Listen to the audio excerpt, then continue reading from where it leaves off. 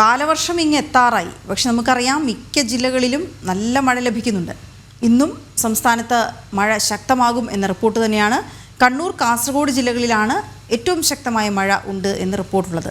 അതുകൊണ്ട് തന്നെ അവിടെ യെല്ലോ മുന്നറിയിപ്പ് നൽകിയിട്ടുണ്ട്. ശക്തമായ കാറ്റിനും കേരള തീരത്ത് ഉയർന്ന തിരമാലയ്ക്കും സാധ്യതയുണ്ടെന്നാണ് അറിയുന്നത്. നമുക്ക് ശാലിനിയോട് വിവരങ്ങൾക്ക് ആയി പോകാം. ശാലിനി, കാസർഗോഡ്, കണ്ണൂർ ജില്ലകളിലാണ് യെല്ലോ അലേർട്ട് നിലനിൽക്കുന്നത്. പക്ഷേ എങ്കിൽ പോലും നമുക്കറിയാം തിരുവനന്തപുരം മുതൽ ഉണ്ട് മിക്ക ജില്ലകളിലും നല്ല കനത്ത മഴ കിട്ടുന്നുണ്ട്, ഇടയ്ക്കും മുറയ്ക്കുമൊക്കെ. ഇന്നിപ്പോൾ കേരളം ആകെ കാലാവസ്ഥ എങ്ങനെയായിരിക്കുമെന്നാണ് റിപ്പോർട്ട്?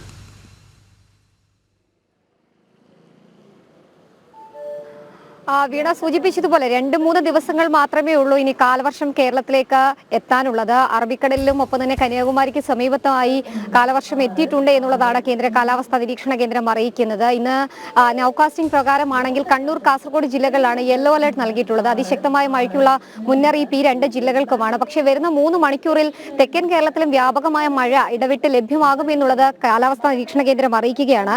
തിരുവനന്തപുരം, കൊല്ലം, ആലപ്പുഴ, തൃശൂർ, മലപ്പുറം ജില്ലകൾക്കും ഒപ്പം തന്നെ പത്തനംതിട്ട, കോട്ടയം, ഇടുക്കി, എറണാകുളം, കോഴിക്കോട്, കണ്ണൂർ, കാസർഗോഡ് ജില്ലകൾക്കും ശക്തമായ മഴ ഇടവിട്ട് ലഭ്യമാകുമെന്നുള്ളത് അറിയിക്കുന്നുണ്ട്. 40 കിലോമീറ്റർ വരെ വേഗതയിൽ ശക്തമായ കാറ്റ് ഈ ജില്ലകളിൽ വീശാനുള്ള സാധ്യതകൾ കൂടി കേന്ദ്ര കാലാവസ്ഥാ നിരീക്ഷണ കേന്ദ്രം പ്രവചിക്കുകയാണ്. പ്രത്യേകിച്ച് തീരദേശ മേഖലകൾ, മലയോര മേഖലകളിലൊക്കെ താമസിക്കുന്നവർ അതീവ ജാഗ്രത പാലിക്കണമെന്നുള്ളതാണ് കാലാവസ്ഥാ നിരീക്ഷണ കേന്ദ്രം അറിയിക്കുന്നത്. മത്സ്യബന്ധനത്തിന് കേരള, കർണാടക ഒപ്പം തന്നെ ലക്ഷദ്വീപ് തീരങ്ങളിൽ, തമിഴ്നാട് തീരങ്ങളിലും വിലക്ക് ഏർപ്പെടുത്തിയിരിക്കുകയാണ്. കഴിഞ്ഞ 2-3 ദിവസങ്ങളായി വിലക്ക് തുടരുകയാണ്.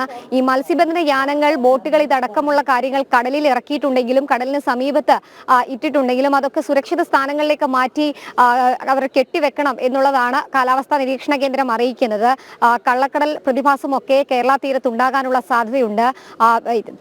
ഉയർന്ന തിരമാല ഉണ്ടാകാനുള്ള സാധ്യതകൾ വരുന്ന 3 ദിവസം കൂടി തുടരുമെന്നുള്ളതാണ് കാലാവസ്ഥാ നിരീക്ഷണ കേന്ദ്രം അറിയിക്കുന്നത്. സ്വാഭാവികമായും തീരദേശ മേഖലകളിൽ കടൽക്ഷോഭം, കടൽ പ്രക്ഷുബ്ധമാകാനുള്ള സാധ്യതയുള്ളതിനാൽ തീരദേശവാസികൾ ജാഗ്രത പാലിക്കണം. വിനോദസഞ്ചാര കേന്ദ്രങ്ങളിൽ അടക്കമുള്ളവർ കടലിൽ ഇറങ്ങുന്നത് അടക്കമുള്ള കാര്യങ്ങൾ ഒഴിവാക്കണം. വിനോദസഞ്ചാരികൾ കൂടാതെ മത്സ്യബന്ധനത്തിനടക്കം കടലിൽ ഇറങ്ങുന്നത് പൂർണ്ണമായും ഒഴിവാക്കണമെന്ന മുന്നറിയിപ്പ് കൂടി ഈ ഘട്ടത്തിൽ തുടരുകയാണ്.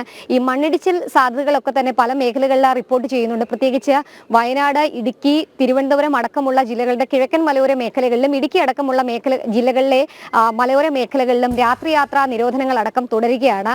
ഒപ്പം മണ്ണിടിച്ചിൽ സാധ്യതയുള്ളതിനാൽ തന്നെ അത്തരത്തിലുള്ള മേഖലകളിൽ വാഹനം പാർക്ക് ചെയ്യുന്നതും തുറസായ സ്ഥലങ്ങളിൽ വാഹനം പാർക്ക് ചെയ്യുന്നതും മരങ്ങളുടെ ചുവട്ടിലൊക്കെ വാഹനങ്ങൾ നിർത്തിയിടുന്നതും ഒക്കെ സുരക്ഷിത സ്ഥാനങ്ങളിലേക്ക് മാറ്റണം. ഒപ്പം തന്നെ കേടുപാടുകൾ ഉണ്ടാകുന്ന വീടുകളിൽ താമസിക്കരുത്, സുരക്ഷിത സ്ഥാനത്തേക്ക് മാറണം എന്നുള്ളൊരു മുന്നറിയിപ്പ് കൂടി ഘട്ടത്തിൽ തുടരുന്നുണ്ട്. എന്തായാലും 2-3 ദിവസത്തിനുള്ളിൽ കാലവർഷം കേരളത്തിൽ എത്തും. ആ കാലവർഷം എത്തുന്നതിന് മുൻപായിട്ടുള്ള മഴയാണ് ഇപ്പോൾ ലഭ്യമായിക്കൊണ്ടിരിക്കുന്നത്. കൂടാതെ തന്നെ അറബിക്കടലിൽ ഒരു ന്യൂനമർദ്ദം ശക്തി പ്രാപിക്കുന്നുണ്ട്. ആ ന്യൂനമർദ്ദം കൂടി സംസ്ഥാനത്ത് ഈ ദിവസങ്ങളിൽ മഴ ശക്തമാകാൻ കാരണമാകുന്നുണ്ട് എന്നുള്ളത് കേന്ദ്ര കാലാവസ്ഥാ നിരീക്ഷണ കേന്ദ്രം അറിയിക്കുകയും ചെയ്യുകയാണ്. എന്തായാലും ആശങ്കപ്പെടേണ്ട സാഹചര്യങ്ങളില്ല എങ്കിൽ പോലും മഴ ശക്തമാകാനുള്ള സാധ്യതകൾ കൂടി കാണുന്നുണ്ട്.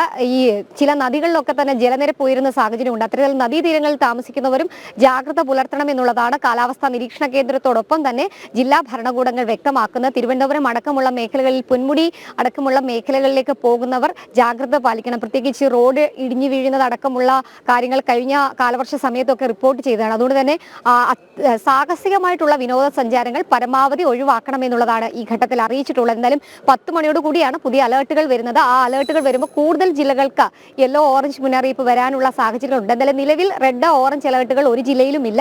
2 ജില്ലകൾക്കാണ് ഔദ്യോഗികമായി അറിയിപ്പുള്ളത്, യെല്ലോ മുന്നറിയിപ്പുള്ളത്. കണ്ണൂർ, കാസർഗോഡ് ജില്ലകൾക്കാണ്. മറ്റ് തിരുവനന്തപുരം, കൊല്ലം, പത്തനംതിട്ട, ആലപ്പുഴ, മലപ്പുറം, കണ്ണൂർ, കാസർഗോഡ്, കോഴിക്കോട് അടക്കമുള്ള ജില്ലകളിൽ ഇടവിട്ട് ശക്തമായ മഴയ്ക്കും 40 കിലോമീറ്റർ വരെ വേഗത്തിൽ മണിക്കൂറിൽ ശക്തമായ കാറ്റിനുമാണ് സാധ്യതയുള്ളത്.